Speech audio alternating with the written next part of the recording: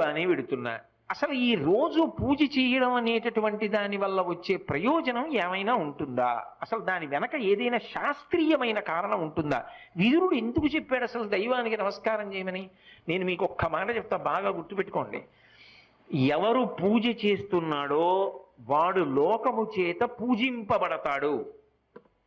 నేనన్న మాట బాగా పట్టుకున్నారా? ఎవరు పూజ చేస్తాడో వాడు లోకము చేత పూజ అందుకుంటాడు. అదేమిటండి మీరు అన్న మాట మాకు బాగా అర్థం కాలేదు, మీరు ఏదో అన్నారు బాగుండదని అన్నాను అంతే అంటారా?